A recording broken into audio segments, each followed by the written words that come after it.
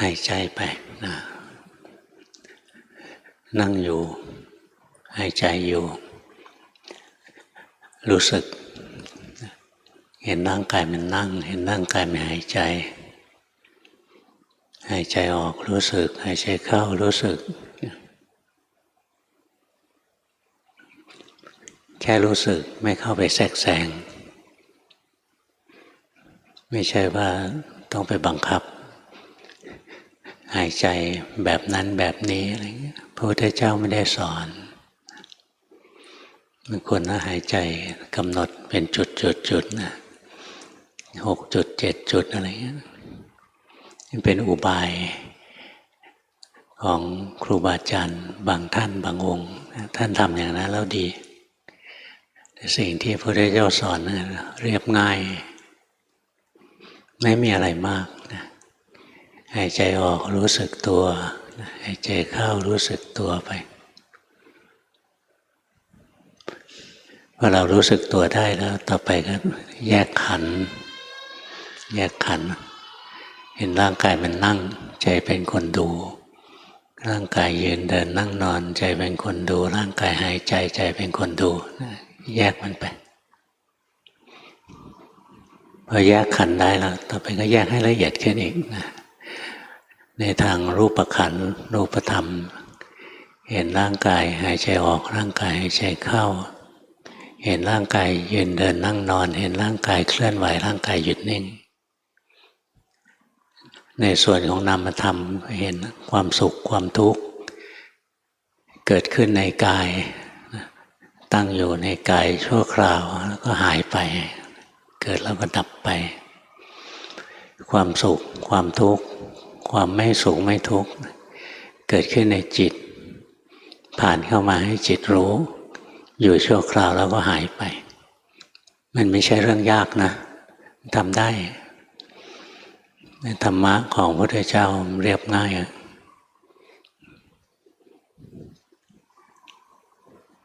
ค่อยๆดู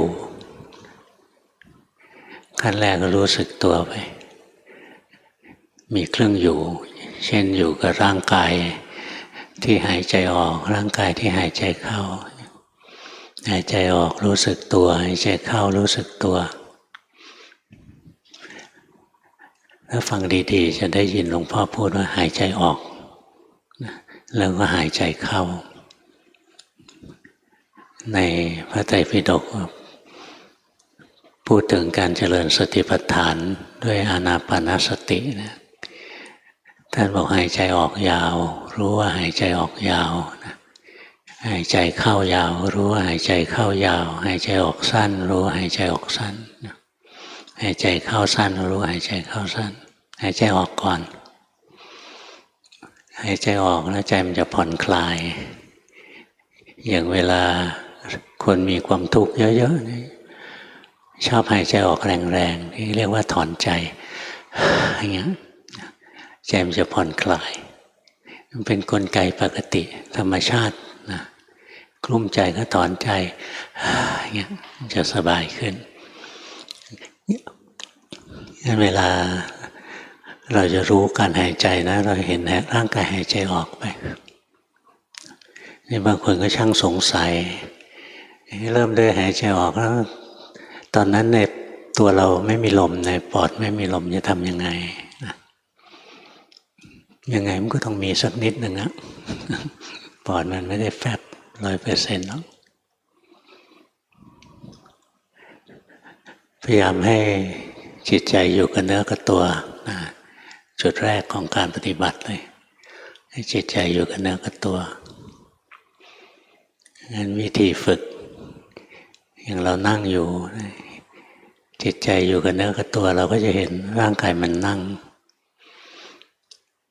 เวลาเราหายใจจิตใจอยู่กับเนื้อกับตัวเราก็จะเห็นว่าร่างกายมันหายใจฟังที่หลวงพ่อพูดใช้ภาษานะจับประเด็นให้ได้นะหลวงพ่อบอกว่าร่างกายมันนั่งร่างกายมันยืนร่างกายมันเดินร่างกายมันนอนร่างกายมันหายใจออกร่างกายมันหายใจเข้าหลวงพ่อใช้คำว่าร่างกาย หลวงพ่อไม่ได้ใช้บอกเราหายใจออกเราหายใจเข้าเรายืนเราเดินเรานั่งเรานอนคนที่ไม่เคยภาวนาไม่เคยได้ยินธรรมะเวลาให้รู้ลมหายใจมันก็เป็นเราหายใจรู้อิริยาบถสี่ยืนเดินนั่งนอนก็เป็นเรายืนเดินนั่งนอนนั่นเติมเราลงไปเวลารู้ความสุขความทุกข์เราสุขเราทุกข์คำว่าเราเนี่ยเป็นภาพลวงตามันไม่ได้มีจริงหรอกมันเป็นสัญญาที่ผิดการหมายรู้ผิดว่ามันมีเรางั้นหลวงพ่อถึงใช้คำว่าร่างกายหายใจออกร่างกายหายใจเข้าไม่ใช่เราหายใจออกเราหายใจเข้าร่างกายยืนเดินนั่งนอนมีความสุขมีความทุกข์เกิดขึ้นในร่างกายไม่ใช่เราสุขเราทุกข์มีความสุขมีความทุกข์มีความไม่สุขไม่ทุกข์เกิดขึ้นในจิตใจไม่ใช่จิตใจเราสุขจิตใจเราทุกข์เนี่ยค่อยๆหมายรู้หัดหมายรู้ให้ถูกซะมันไม่มีเราความเคยชินนะมันจะคอยคิดว่ามีเราหายใจเรายืนเดินนั่งนอนเราสุขเราทุกข์เราโลภเราโกรธเราหลงเราฟุ้งซ่านเราหดหู่จะมีเราขึ้นมานี่มาหัดภาวนานะหัดแยกขันธ์ออกไปร่างกายมันนั่งใจเป็นคนดูมันจะเห็นนะร่างกาย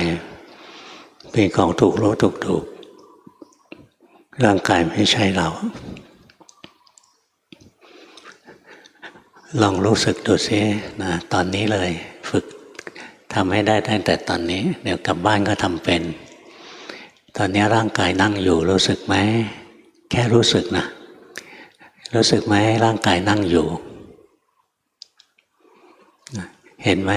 รู้สึกไหมร่างกายหายใจไม่ต้องไปจ้องที่ลมหายใจนะแค่ร่างกายหายใจออกก็รู้ร่างกายหายใจเข้าก็รู้ท่านไม่ได้ไปให้เพ่งลมหายใจส่วนใหญ่เราไปเรียนเราชอบไปเพ่งที่ลมหายใจแต่นี่รู้ว่าร่างกายหายใจเพ่งลมหายใจมันกลายเป็นเราหายใจเราเพ่งนั่งอยู่รู้สึกไหมหายใจอยู่รู้สึกไหมรู้สึกไปสบายๆอย่างนี้ฝึกไปเรื่อยๆถึงจุดหนึ่งมันจะเห็นในร่างกายที่มันหายใจร่างกายที่มันนั่งเนี่ยมันไม่ใช่เรามันเป็นของที่ถูกรู้ถูกดูมันไม่ใช่เราหรอกเป็นสิ่งที่จิตไปรับรู้เข้า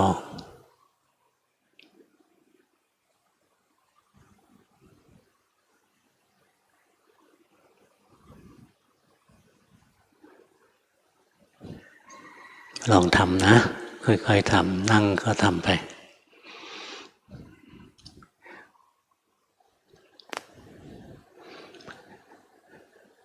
ธรรมะเรียนไม่ได้ด้วยการฟังเอาเรียนไม่ได้ด้วยการคิดเอานะเรียนได้ด้วยการเห็นเอาตอนนี้เราเห็นร่างกายมันนั่งเรารู้ด้วยใจร่างกายมันหายใจเรารู้ด้วยใจ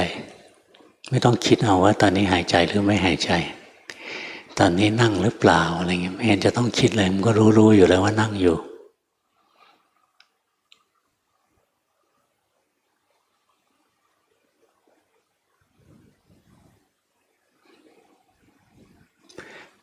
เนี่ยเบื้องต้นก็ฝึกแบบนี้นะฝึกให้มากๆจิตใจเรามันหนีไปที่อื่นมันหลงไปคิดร่างกายนั่งอยู่มันก็ไม่รู้ร่างกายหายใจออกหายใจเข้ามันก็ไม่รู้ตอนที่มันหลงไปงั้นเราฝึกให้จิตใจอยู่กับเนื้อกับตัวเห็นร่างกายมันนั่งเห็นร่างกายมันหายใจ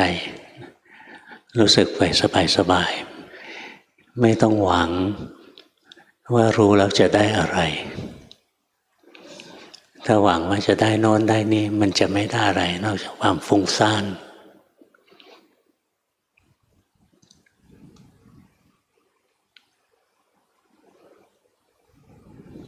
ตั้งใจหายใจแรงไป ถ้าเราจงใจหายใจนะใจมันจะแน่นแน่นเครียดเครียดอันนั้นไม่ถูก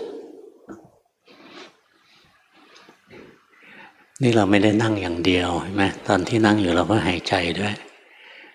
แล้วร่างกายเราก็กระดุกกระดิกเป็นระยะระยะเดี๋ยวก็หยุดนิ่งเดี๋ยวก็เคลื่อนไหวเนี่ยอย่างนี้ก็เคลื่อนไหวแล้วกระพริบตาปิ๊บปิ๊บปิ๊บก็เคลื่อนไหวเราคอยรู้สึกนะร่างกายหายใจก็รู้สึก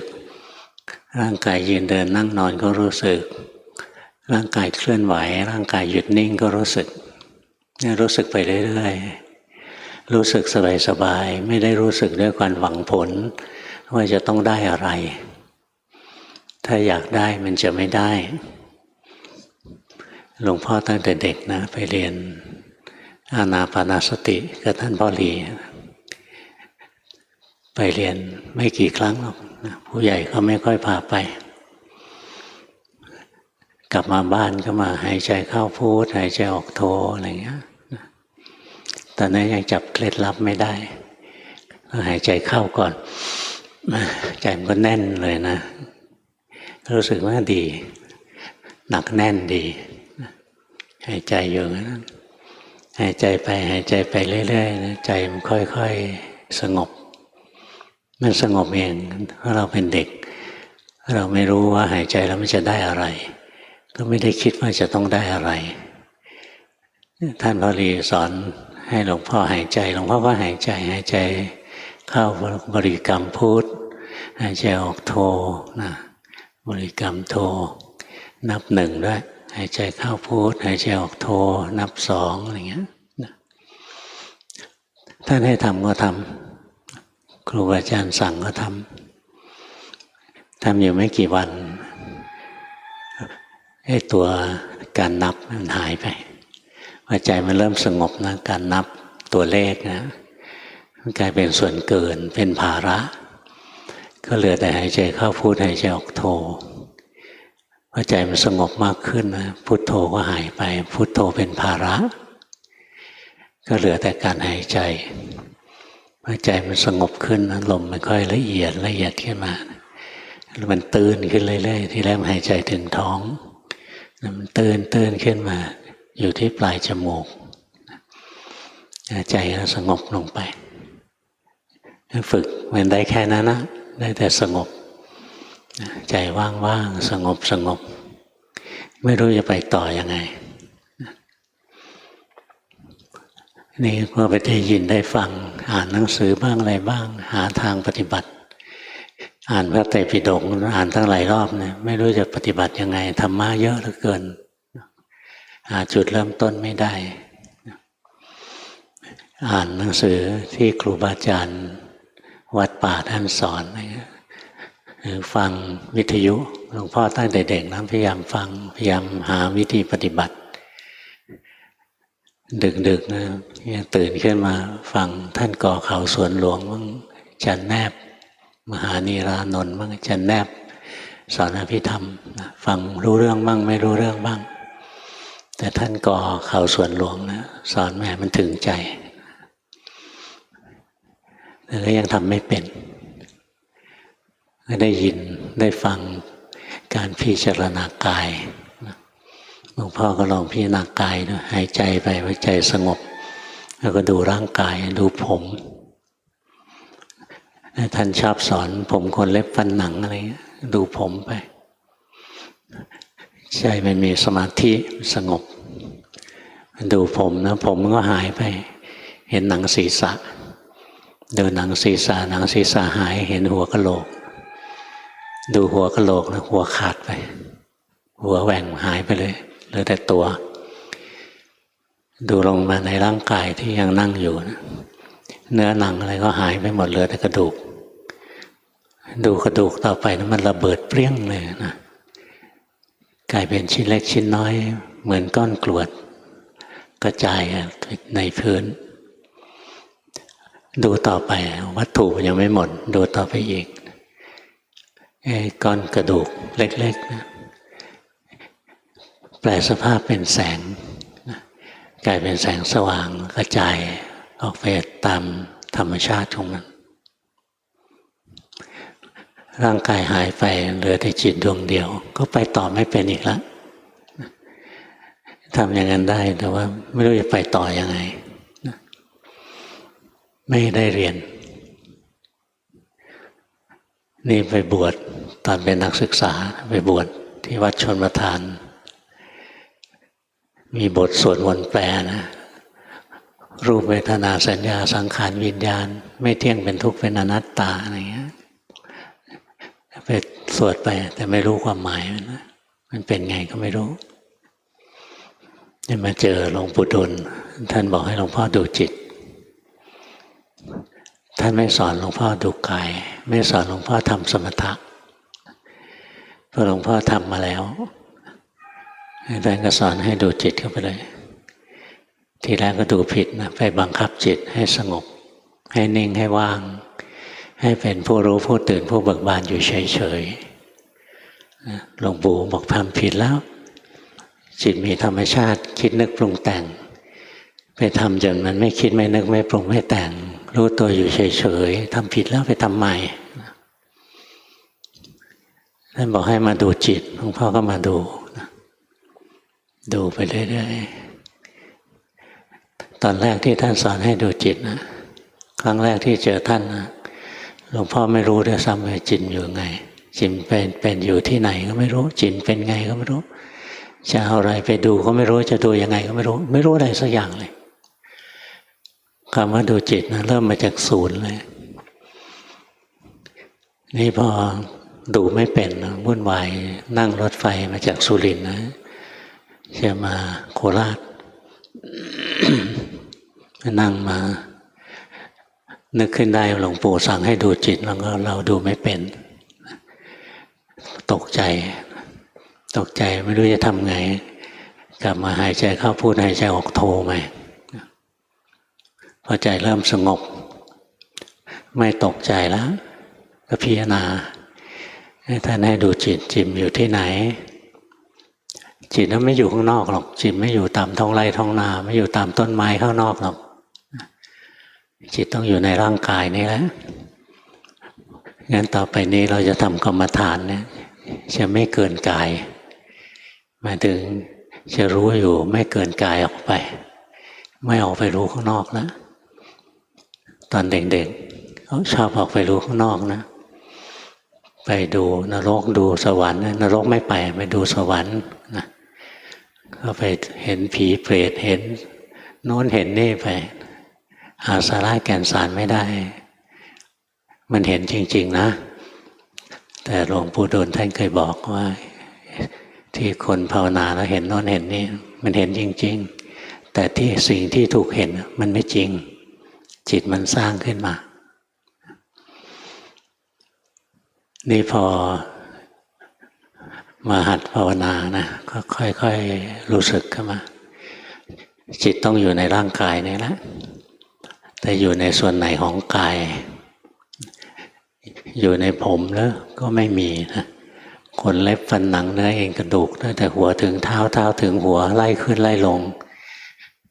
ตระเวนหาจิตอยู่ในกายจิตอยู่ในกายแต่หาไม่เจอว่ามันอยู่ตรงไหนในกายนึกถึงบทสวดมนต์แปลนะ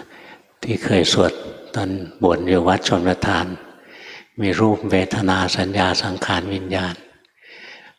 หรือจิตอยู่ในเวทนาคือความสุขความทุกข์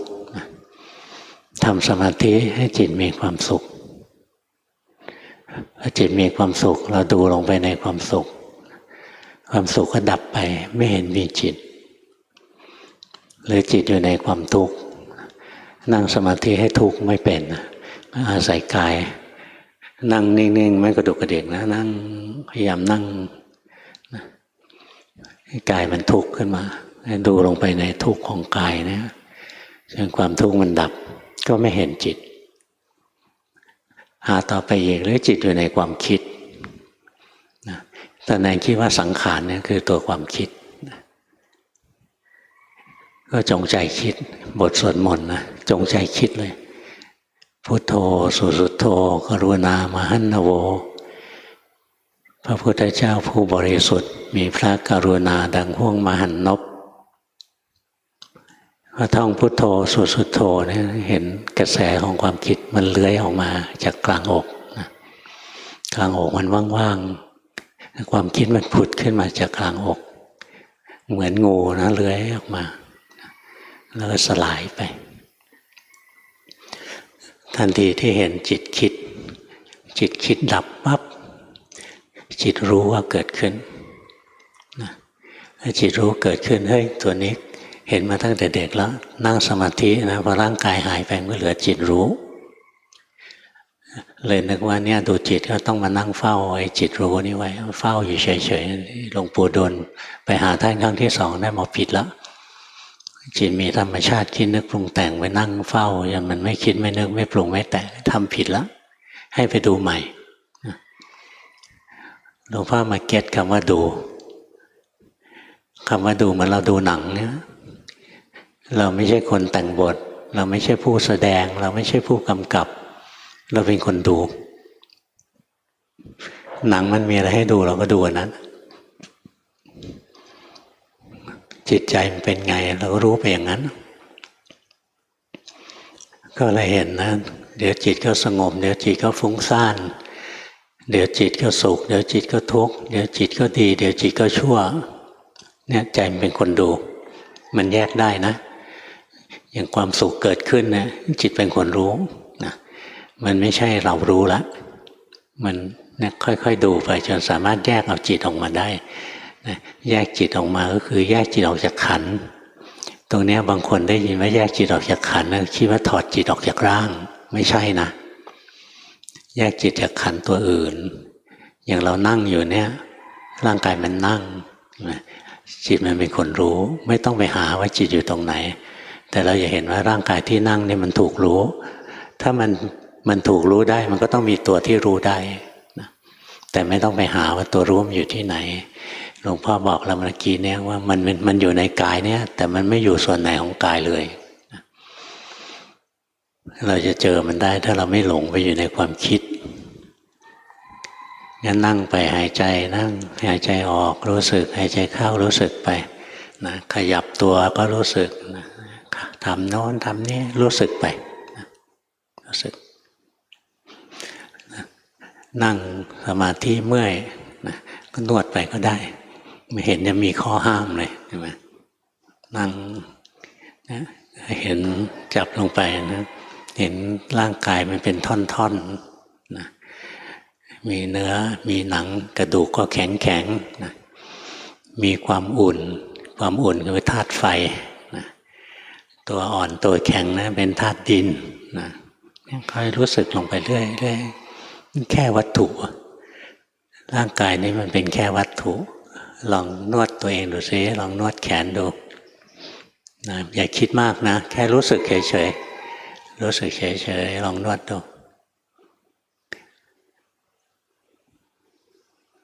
รู้สึกไหมมันเป็นแค่วัตถุใครรู้สึกได้บ้างว่ามันเป็นแค่วัตถุไม่รู้ว่าร่างกายเป็นวัตถุ มันยากเหรอธรรมดาก็วัตถุแหละมันแข็งเนี่ยนามธรรมมันแข็งซะที่ไหนล่ะนะตัวแข็งเนี่ยเรียกธาตุดินใช่ไหมลองสัมผัสดูสิร่างกายเราแต่ละจุดเนี่ยนะมันร้อนไม่เท่ากันลองสัมผัสปลายนิ้วดูสิเห็นไหมแล้วลองสัมผัสข้างบนขึ้นมาเห็นไหมมันร้อนไม่เท่ากันรู้สึกไหมเนี่ยความร้อนนี่เป็นตัวเราไหมรู้สึกเปล่าว่าความร้อนไม่ใช่เราหรอกนะไอ้ความแข็งความนิ่มอ่ะเป็นตัวเราไหมตัวนี้ดูยากกว่าร้อนนะความร้อนเราเห็นนะไม่ใช่เราไอ้แข็งนี่ยังเป็นเราอยู่นะค่อยๆดูลงไปในร่างกายนะมันไม่มีเราหรอกนะถ้าใจเราเป็นแค่คนดูนะถ้าใจเราเป็นคนคิดแล้วก็มันเป็นเราขึ้นมาแล้วเพราะความเป็นเรามันเกิดจากการหมายรู้ผิดนะการคิดผิดการเชื่อผิดเรียกสัญญาวิปลาสจิตตวิปลาสทิฏฐิวิปลาสหมายรู้ผิดคิดผิดเชื่อผิดนะมีความเห็นผิดนี่เราไม่เอาความคิดเอาความเชื่ออะไรมาใช้นะ สัมผัสลงไปดูสิหมายรู้ใหม่ให้ถูกสิ่งที่ถูกรู้ไม่เห็นมันเป็นเราตรงไหนเลยอย่างนี้เรียกหมายรู้อนัตตามันไม่ใช่เราหรอกขยับลองขยับซิขยับเห็นมือขยับไหมเห็นนิ้วขยับไหมมันเป็นเราไหมเราขยับเปล่าถ้าใจเป็นคนดูนะมันจะเห็นร่างกายมันขยับร่างกายมันขยับอย่างนี้ไม่ถูกนะไอ้หนูคนนั้นนะอย่างนี้ไม่ถูกนะ ขยับไปตามธรรมดาใจก็ธรรมดาค่อยๆดูลงไปนะดูมีความรู้สึกอยู่ในร่างกายนะทีแรกก็เห็นร่างกายมันนั่งเห็นร่างกายยืนเดินนั่งนอนอย่างกำลังนั่งก็รู้ว่ามันนั่งอยู่กำลังหายใจอยู่ก็รู้ว่ามันหายใจอยู่นะแล้วค่อยๆดูลงไปนะมันไม่มีเราในร่างกายนี้ไม่มีตัวเราอยู่ในร่างกายนี้ตัวเราอยู่ในความคิดเท่านั้นเองสัมผัสไป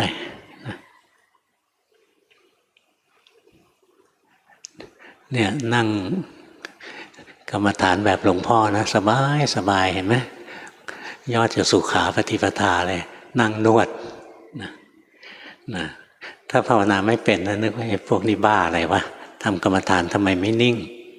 มานั่งนวดอยู่ได้เวลานวดลงไปกดลงไปมีความรู้สึกเกิดขึ้นรู้สึกไหมอย่างลองกดแรงๆสิรู้สึกเจ็บๆรู้สึกไหมตัวความรู้สึกที่เกิดในร่างกายเนี่ยที่เรียกว่าเวทนาสังเกตไหมความรู้สึกไม่ใช่ตัวเรามันเป็นแค่ความรู้สึกที่เกิดขึ้นเท่านั้นเดี๋ยวก็หาย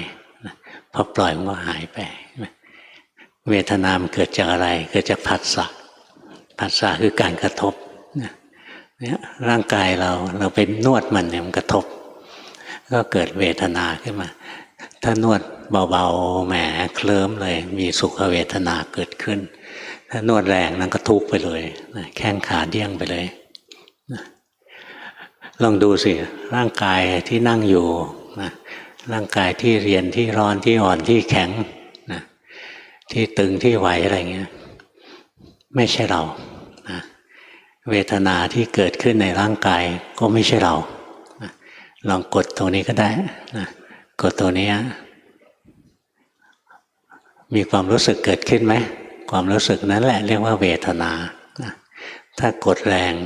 ก็เป็นทุกขเวทนาเกิดขึ้นถ้ากดแหมนุ่มนวลสบาย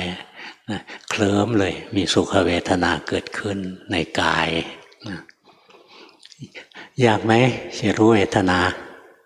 ไม่เห็นจะยากตรงไหนเลยถ้ายากลงเขกหัวตัวเองแรงๆเดี๋ยวก็รู้เองจะได้หายโง่ด้วยนะเจ็บขึ้นมาตัวเจ็บนะตัวเวทนาไอ้หนูผู้หญิงนะนวดแล้วก็คิดเอาอย่างนั้นนะไม่ได้เรื่องหรอกนะมันไม่ใช่รู้สึกเอานวดไปมันเวทนาอย่างไงอะไรอย่างนี้นะไม่รู้สึกหรอกแค่รู้สึกเอาวันนี้หลวงพ่อสอนปฏิบัติเลยนะทฤษฎีเรียนมาเยอะแล้ววันนี้ลงมือทำทันทีอันนี้ในส่วนของกายในส่วนของกายจะมีองค์ประกอบ3ตัว1ตัวกายที่2เวทนาที่เกิดขึ้นในกายที่3ใจที่เป็นคนรู้จิตที่เป็นคนรู้กายจิตที่เป็นคนรู้เวทนานี่เราได้3ขันธ์แล้วนะขันธ์3ตัวแล้วนะส่วนการที่เรานวดอยู่อย่างเงี้ยแล้วเรารู้สึกนะมันไม่ใช่เราไหนวะอันนี้เป็นสัญญาขันธ์นะเป็นการหมายรู้ว่ามันไม่ใช่ตัวเราเนี่ยหมายรู้ว่าไม่เที่ยงหมายรู้ว่าเป็นทุกข์หมายรู้ว่าไม่ใช่ตัวเรานี่คือตัวสัญญาที่ดีบางคนบอกว่าสัญญาเนี่ยไม่ดีนะสู้ปัญญาไม่ได้หารู้ไหมว่าปัญญาถ้าไม่มีสัญญาปัญญาก็ไม่มีหรอกต้องหมายรู้ให้ถูกก่อนความคิดถูกและความเห็นก็จะถูก นั่นเกิดสัมมาทิฏฐิเกิดตัวปัญญาขึ้นมางั้นจะบอกว่าสัญญาไม่ดีไม่ใช่ ถ้าจะพูดถึงสัญญาต้องบอกสัญญาที่วิปลาสสัญญาที่เพี้ยนอ่ะมันไม่ดีสัญญาที่เพี้ยนมี4อย่างนะหมายรู้ของที่ไม่สวยไม่งามว่าสวยว่างามอย่างร่างกายเราเนี่ยไม่สวยไม่งามถ้าเราเคยพิจารณาอยู่ในกายรู้ร่างกายโสโครกร่างกายเราเหมือนถุงหนังใบหนึ่งมีรูรั่วใหญ่ๆอยู่9รูไปนับเอาเองมีรูรั่วเล็กๆนับไม่ถ้วนมีของสกปรกโสโครกไหลชุ่มออกมาเป็นนิดในพระไตรปิฎกใช้คำนี้มีของสกปรกไหลออกมาตลอดเวลาเลยนะจริงไหมอาบน้ำมาใหม่ๆนั่งไปเดี๋ยวเหงื่อออกเงี้ยเริ่มสกปรกแล้วเพราะจริงๆข้างในนี้เต็มไปด้วยของสกปรกนี่เราไปหมายรู้ผิดว่าเราสวยหน้าเราดีสะอาดอะไรเงี้ยนี่เป็นการหมายรู้ผิดตัวที่หนึ่งหมายรู้ผิดตัวที่สองคือหมายรู้ของที่ไม่เที่ยงว่ามันเที่ยงอย่างชีวิตของพวกเราเนี่ยเรากำลังตายอยู่ตลอดเวลาเรากำลังใกล้ความตายเข้าไปเรื่อยๆแล้วเราตายเล็กตายน้อยไปเรื่อยๆพออายุมากขึ้นนะจำนวนที่ตายมันก็เยอะกว่าจำนวนที่เกิดความทรุดโทรมมันก็ปรากฏให้เห็นสุดท้ายมันก็ตายหมดแต่เราไม่เคยรู้สึกเลยว่าร่างกายเนี้ยไม่เที่ยงแต่เรารู้สึกเที่ยง พวกเราคนไหนรู้สึกว่าเราจะตายวันนี้บ้างใครคิดอย่างนี้บ้างว่าเราจะตายวันเนี้ยมีไหมถ้าไม่ได้คิดฆ่าตัวตายไม่คิดหรอกนะเนี่ยของไม่เที่ยงนะเราไปคิดว่ามันเที่ยงยังไงก็ไม่ตายวันเนี้ยทั้งที่ไม่แน่นะของเป็นทุกข์เราเห็นว่ามันเป็นสุขร่างกายเนี่ยเป็นทุกข์นะนั่งอยู่ก็ทุกข์นอนอยู่ก็ทุกข์เราต้องพลิกไปพลิกมาทำอะไรก็ทุกข์เดี๋ยวหิวเดี๋ยวหนาวเดี๋ยวร้อนเดี๋ยวปวดเดี๋ยวเมื่อยเดี๋ยวคันเดี๋ยวปวดปวดฉี่อะไรนะร่างกายนี้เต็มไปด้วยทุกข์เรารู้สึกแหมสบายวันนี้นะเห็นของเป็นทุกข์ว่าเป็นสุขนะเห็นของไม่ใช่เราว่าเป็นเราที่พาทำให้ดูตะเกียนะมันไม่ใช่เราซะหน่อยเราไปคิดว่านี่เรานี่เรียกว่าหมายรู้ผิดเพราะฉะนั้นเราพยายามนะฝึกรู้สึกตัวขึ้นมาเห็นร่างกายนั่งร่างกายหายใจร่างกายยืนเดินนั่งนอนอะไรเนี่ยร่างกายเคลื่อนไหวหยุดนิ่งอะไรนะแล้วเห็นร่างกายมันนะใจเป็นคนดูร่างกายเป็นของถูกดูใจเป็นคนดูบางทีมีเวทนาแทรกเข้ามาก็เห็นเวทนาไม่ใช่กายเวทนาก็ไม่ใช่จิตเวทนาก็เป็นอีกสิ่งหนึ่งอีกส่วนหนึ่งคำว่าส่วนก็คือคำว่าขันธ์นั่นเองเป็นอีกขันธ์หนึ่งแล้วดูลงไปร่างกายนี้ไม่เห็นมันจะเป็นเราตรงไหนเลยมีแต่ของเป็นทุกข์มีแต่ของไม่เที่ยงมีแต่ของไม่ใช่เราเวทนาก็มีแต่บีบคั้นนะเกิดขึ้นมาแล้วสภาวะนะสุขหรือทุกข์ก็ตามมันก็ถูกบีบคั้นให้แตกสลายสุขก็ชั่วคราวทุกข์ก็ชั่วคราวอะไรๆเกิดขึ้นในร่างกายนี้ชั่วคราวหมดรวมทั้งอะไรที่เกิดขึ้นในจิตใจก็ชั่วคราวเนี่ยเฝ้าดูลงไปพอไหวไหมเอาไปทำนะนี่แหละก็นั่งก่อนเห็นมันหายใจใจเป็นคนดูไปเห็นมันนั่งใจเป็นคนดูไปก็ลองมาดูสัมผัสดูตรงไหนว่าที่มันเป็นเราตรงนี้เป็นเราไหมนี่หรืออันนี้หรืออันนี้ไม่มีเราสักอันหนึ่งนะดูลงไปเรื่อยมีแต่วัตถุเป็นวัตถุพวกนี้เรายืมโลกมาใช้กินอาหารเข้าไปกินน้ำเข้าไปหายใจเข้าไปนั่นได้วัตถุมาเอามาประกอบกันด้วยกำลังของกรรมประกอบกันขึ้นมาเป็นตัวนี้ขึ้นมาอยู่ไม่นานมันก็แตกสลายเสื่อมไปเนี่ยเฝ้ารู้เฝ้าดูอย่างนี้เรื่อยๆไปนะทำได้ทำถึงพระอรหันต์ได้นะกายานุปัสสนาเนี่ยทำไปแล้วถึงที่สุดแห่งทุกข์ก็ได้เวทนานุปัสสนาทำไปก็ถึงที่สุดแห่งทุกข์ได้ จิตตานุปัสสนานะดูจิตที่เป็นกุศลอกุศลนะเห็นเนี่ยโลภโกรธหลงก็ไม่ใช่เราโลภโกรธหลงไม่เที่ยงเป็นทุกข์เป็นอนัตตาจิตที่ไปรู้โลภโกรธหลงก็ไม่ใช่เรา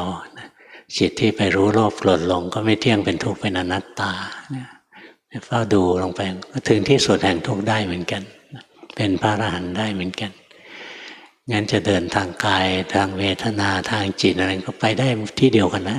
ไปถึงความหลุดพ้นเหมือนกันไม่มีอะไรดีกว่าอะไรหรอกมีแต่ว่าเราถนัดอะไรเอาอันนั้นถ้าสติเรายังไม่ว่องไวเราดูจิตดูใจดูไม่ออกก็ดูกายไปนะถ้าสติปัญญาว่องไวแหลมคมแล้วดูกายก็แตกหมดนะก็เข้ามาดูจิตหลวงพ่อเคยถามหลวงปู่ดุลนะหลวงปู่ครับผมไปวัดไหนก็ได้ยินครูบาอาจารย์พูดถึงเรื่องกายทั้งนั้นเลยผมจะต้องบรรลุกายไหมหลวงปู่ดูลท่านมองหน้าหลวงพ่อแบบสังเวชมันโง่แต่ท่านไม่ได้ด่านะท่านมองแบบสงสารสลดใจถามอะไรไม่เข้าเรื่องท่านก็บอกว่าที่เขาดูกายเพื่อให้เห็นจิตเมื่อเข้ามาถึงจิตแล้วจะเอาอะไรกับกายกายเป็นของทิ้งนี่พวกเราอ่ะ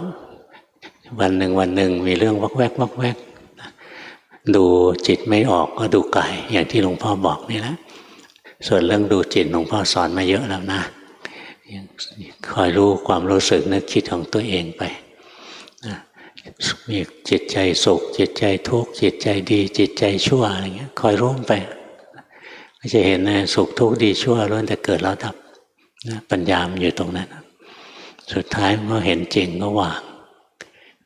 ธรรมชาติของจิตนะพอมันเห็นจริงในกองทุกข์มันก็จะวาง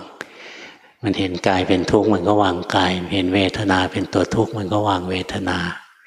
เห็นจิตตสังขารเป็นตัวทุกข์มันก็วางจิตตสังขารเห็นตัวรู้เป็นทุกข์มันก็วางตัวรู้ถ้าวางตัวรู้ได้ก็ไม่มีอะไรให้วางอีกแล้วก็หมดละที่สุดแห่งทุกข์อยู่ตรงที่ปล่อยวางจิตได้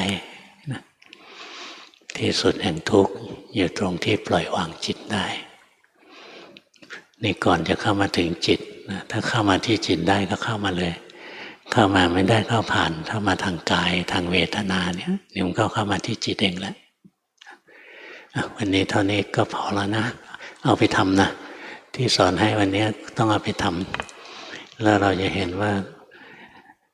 ธรรมะของพระพุทธเจ้ามีจริงๆปฏิบัติแล้วความทุกข์ลดลงจริงๆเรายังไม่ถึงขั้นสิ้นทุกข์สิ้นเชิงหรอกแค่ความทุกข์ลดลงเราเห็นได้อย่างนั้นก็ดีแล้วใจมันจะมีศรัทธามากขึ้นต่อไปภาวนานะยังเข้าใจธรรมะนะรู้ว่าตัวเราไม่มีอะไรๆก็ไม่ใช่เราเนี่ยรู้ความจริงตรงนี้แล้วจะรู้เลยพระพุทธเจ้ามีจริงท่านสอนธรรมะนี้มาพระธรรมมีจริงถ้าเราทำตามที่พระพุทธเจ้าสอนเนี่ยเราพ้นทุกข์ได้จริงพระสงฆ์มีจริงเพราะเรากลายเป็นพระสงฆ์ไปแล้วจะบวชหรือไม่บวชเราก็เป็นพระสงฆ์แล้วอย่างหลวงพ่อเนี่ยนะไปหาอุปัชฌาย์แล้วก็มีบาตรมีจีวรไปขอบวชบวชออกมานี่ก็เรียกสมมุติสงฆ์ส่วนจะเป็นพระสงฆ์เป็นหรือไม่เป็นจิตเราเองฆราวาสก็เป็นพระสงฆ์ได้นะ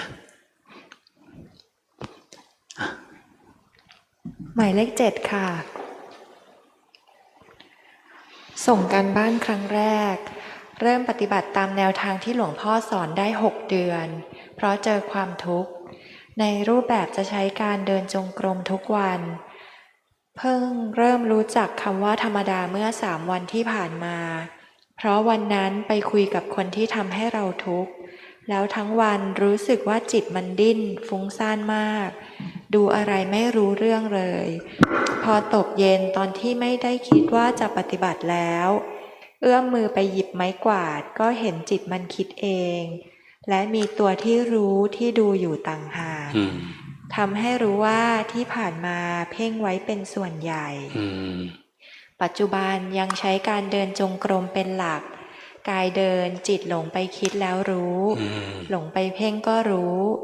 ดูทันบ้างไม่ทันบ้าง บางครั้งดูไม่ทันจะรู้อีกทีตอนที่รู้สึกหนักที่ท้ายทอย คิดว่าน่าจะพอแยกธาตุแยกขันธ์ได้แล้ว เห็นธาตุขันธ์ทำงาน จิตเป็นผู้รู้ บางครั้งสามารถดูแบบคนวงนอกได้ บางครั้งก็จะเข้าไปรวมกับอารมณ์ บางครั้งโดนอารมณ์ย้อมจิต พยายามจะมีสติอยู่กับเนื้อกับตัว และตามรู้ตามดูกายใจมันทำงานตั้งแต่ตื่นจนหลับตามที่หลวงพ่อสอน ขอคำแนะนำจากหลวงพ่อ เพื่อพัฒนาการปฏิบัติที่ถูกต้องที่ควรต่อไปค่ะ เราอย่าหวังผลนะอย่าโลภมันยังโลภนิดหน่อยนะ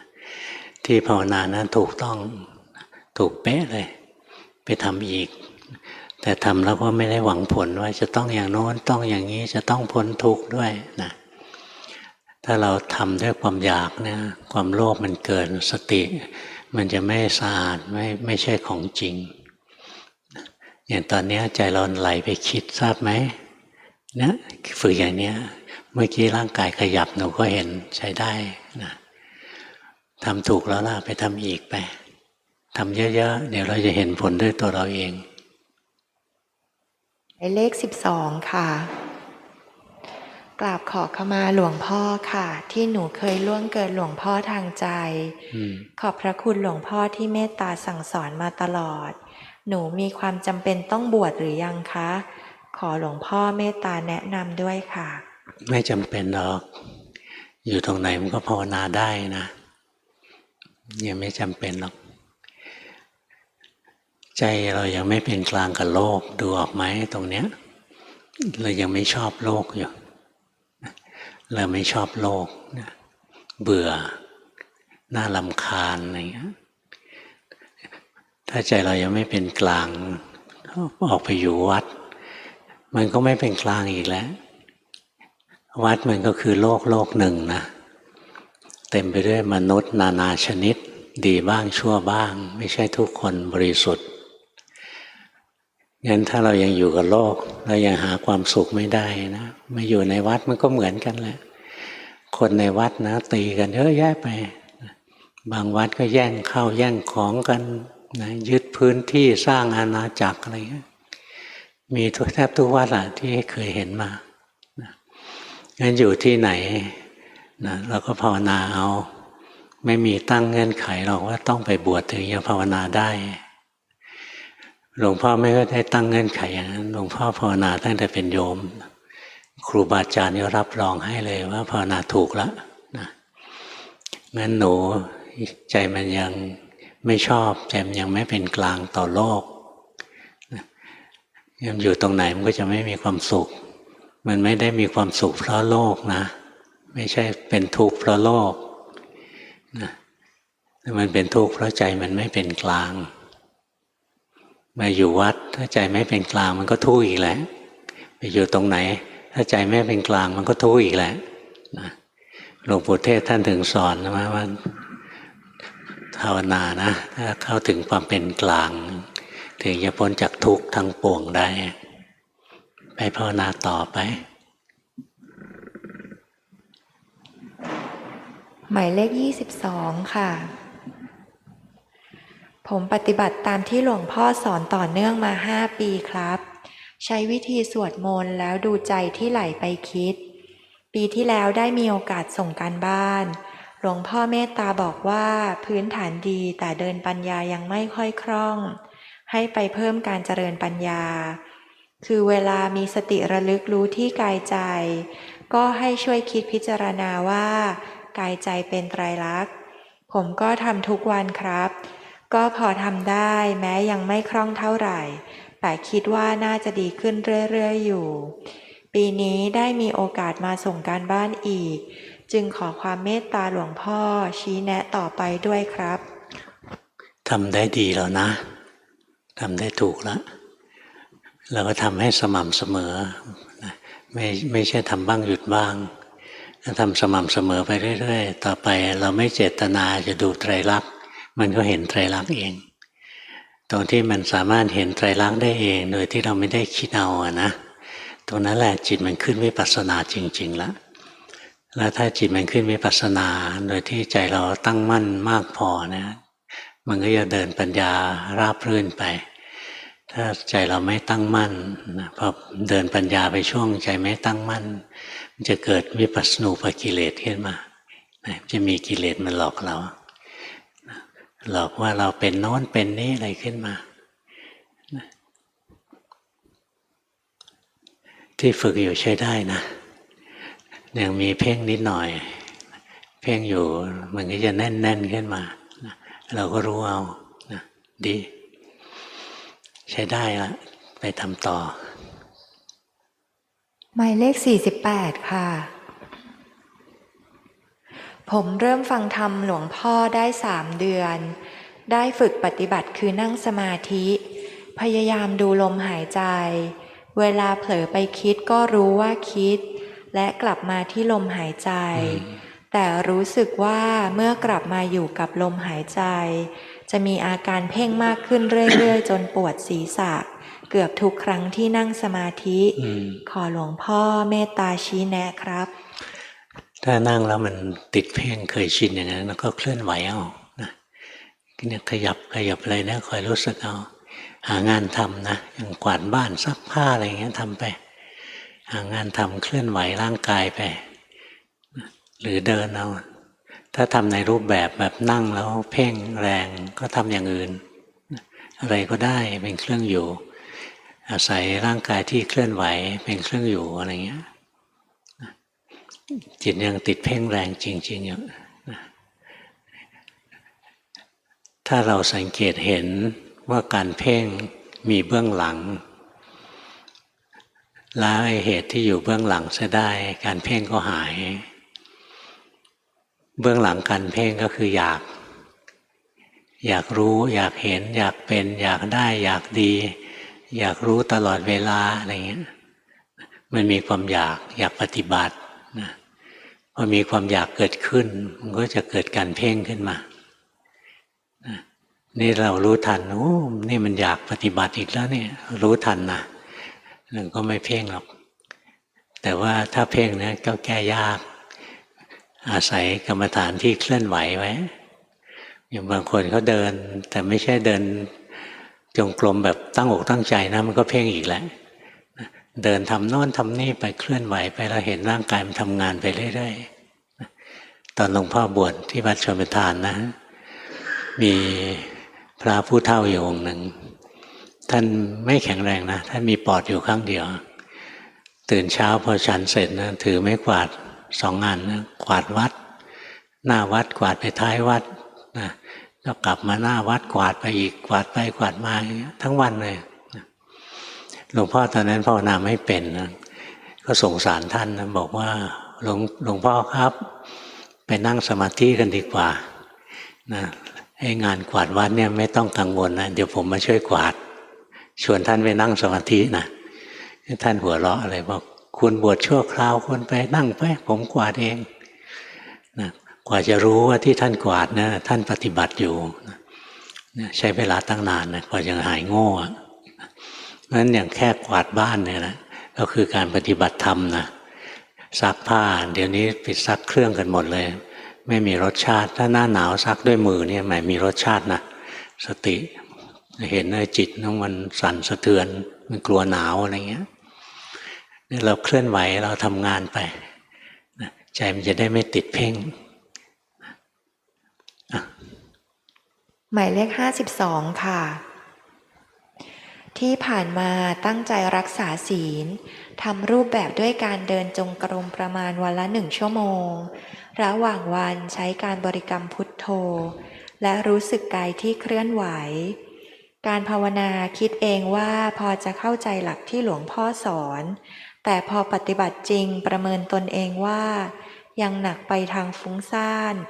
บางครั้งหลงนานจิตตั้งมั่นยังเกิดน้อยเห็นสภาวะแวบเดียวก็จะไหลเข้าไปอินกับเรื่องราวจิตยังไม่ค่อยเป็นกลางกับการรู้สภาวะขอหลวงพ่อเมตตาชี้แนะเพื่อนำไปพัฒนาต่อด้วยค่ะไม่จำเป็นต้องชี้อะไรหรอกนะมันมีสภาวะอะไรเกิดขึ้นเรารู้เราเห็นด้วยตัวของเราเองนั่นแหละถูกแล้วไม่ต้องถามใครหรอก เนี่ยดูมันมีแต่ความเปลี่ยนแปลงเห็นไหมทุกอย่างมาเองอยู่ชั่วคราวแล้วก็ไปของมันเองเราไม่ต้องไปแทรกแซงไม่ต้องไปบังคับมัน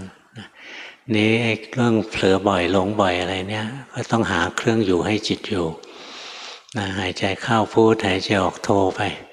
ใจหนีไปคิดรู้ทันบ่อยๆอีกหน่อยมันจะไม่หลงนาน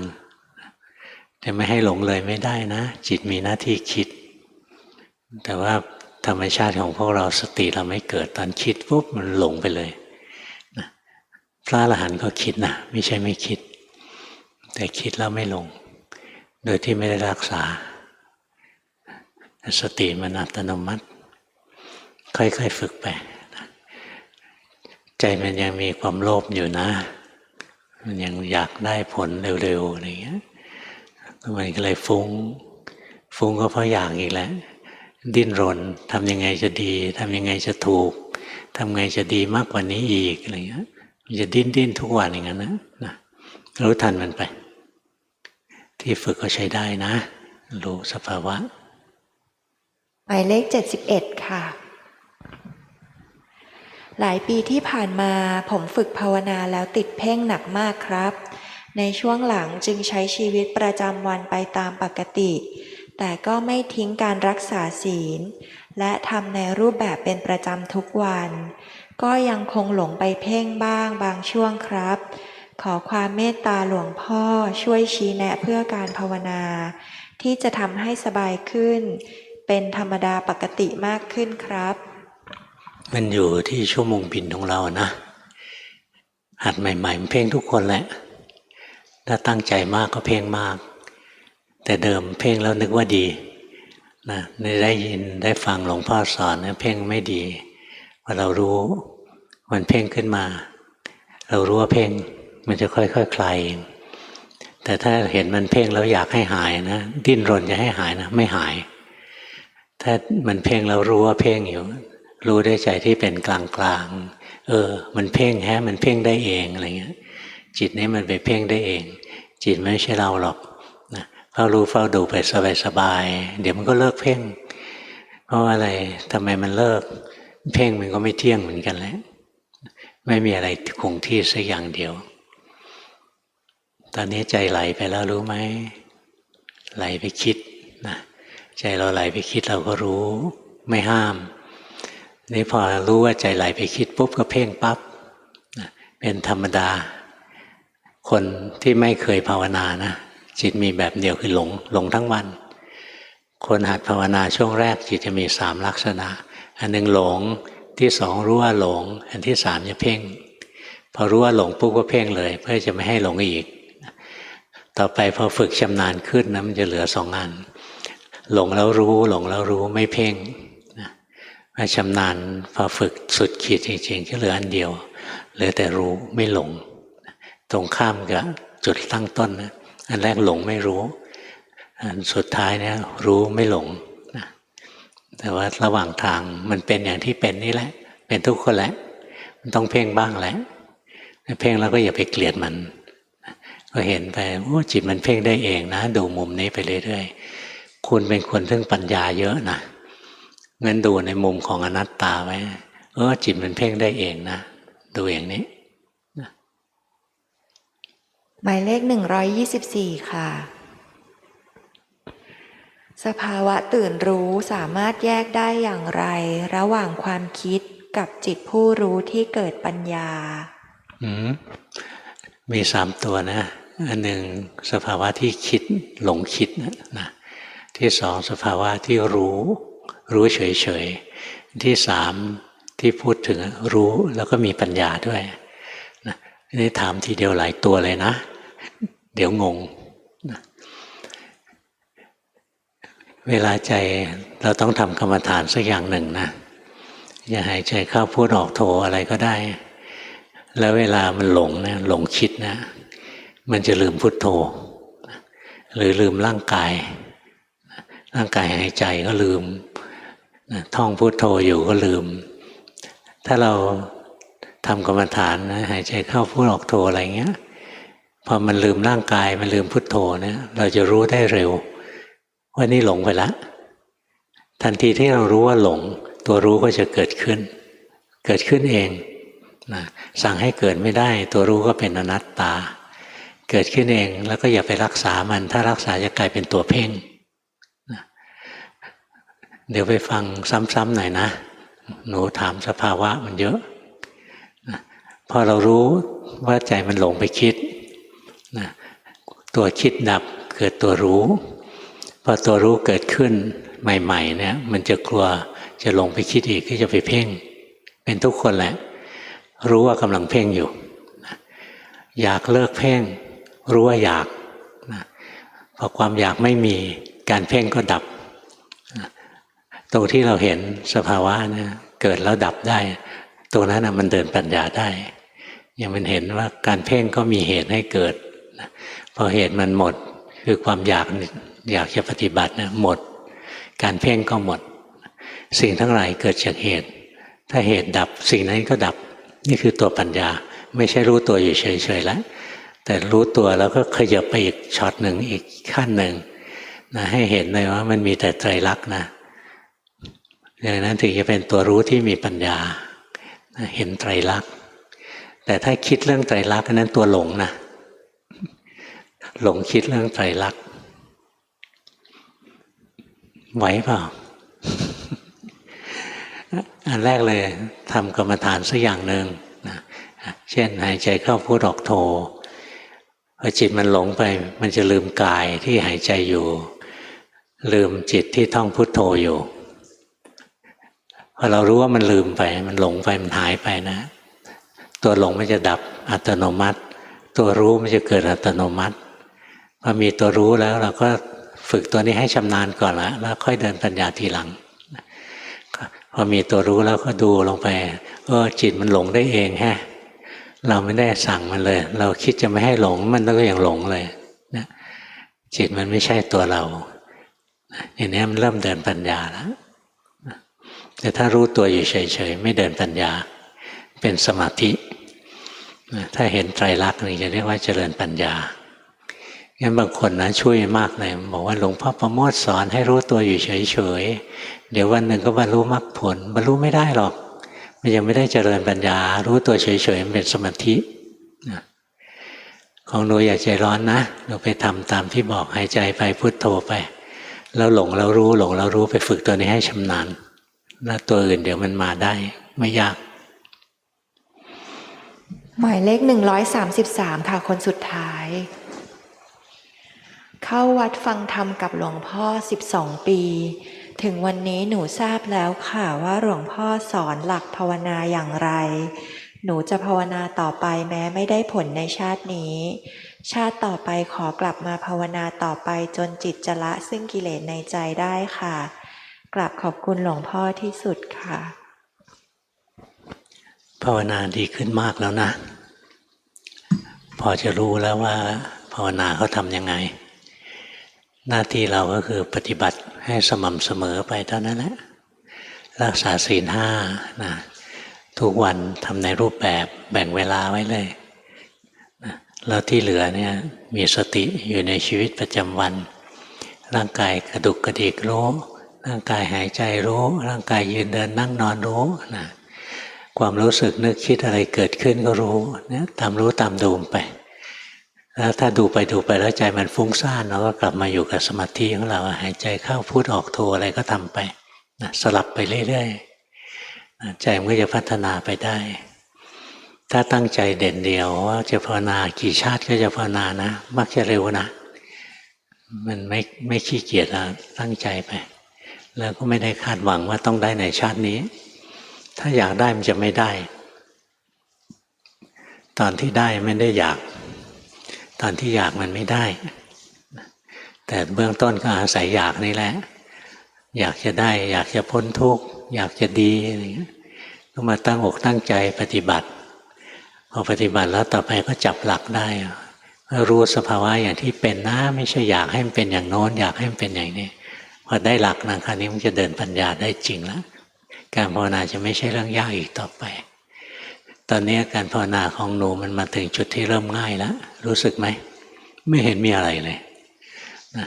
แต่ แต่ที่เราทำไม่ได้ในแต่สมัยก่อนนะเพราะเราหลงอยู่ในโลกของความคิดตลอดเวลาดีอนุโมทนาด้วยเชิญกลับบ้านหลวงพ่อสังเกตอย่างนะว่าตั้งแต่ใช้ระบบให้จองเนี่ยคนใหม่ๆนะเข้ามาเยอะมากเลยมีโอกาสเข้ามาในศาลามีโอกาสมาถามหลวงพ่อเนี่ยเยอะนะแต่ก่อนพวกเราแย่งเขาไม่ทันนะวิ่งเขามาตั้งแต่ตี 4มาเฝ้าหน้าวัดนะจะแย่งกันเข้าศาลาแย่งเขาไม่ทันนี่เราไปจองเอาเนี่ยโอกาสได้นี่มันเยอะนะพอจองได้แล้วก็มาฟังแล้วก็ลงมือทำหลายคนที่ส่งกันบ้านเนี่ยปฏิบัติมา3 เดือน 4 เดือน 5 เดือน 6 เดือนอะไรเนี่ยมีความเปลี่ยนแปลงที่ตัวเองก็เห็นได้ด้วยตัวเองรู้ว่าการภาวนาจริงๆเขาทำกันยังไงไม่ใช่นั่งสมาธิให้เคลิ้มงอกแงกงอกแงกอะไรเงี้ยไม่ได้เรื่องได้ราวหรือนั่งแล้วเครียดอะไรเงี้ยฟังที่หลวงพ่อสอนนะไปฟังบ่อยๆแต่ฟังแล้วอย่าไปคิดเอาฟังแล้วลงมือทำดูอย่างที่หลวงพ่อสอนเมื่อเช้าเนี้ยสอนให้ลงมือทำจริงๆดูกายดูใจดูกายดูใจไปแล้วสุดท้ายมันจะเห็นไตรลักษณ์ของกายของใจถ้าเห็นตรงนั้นได้นะสุดท้ายมันจะเห็นนะกายนี้ไม่มีอะไรหรอกนอกจากทุกข์จิตนี้ไม่มีอะไรหรอกนอกจากทุกข์พอเห็นทุกข์อย่างนี้นั้นจิตจะวาง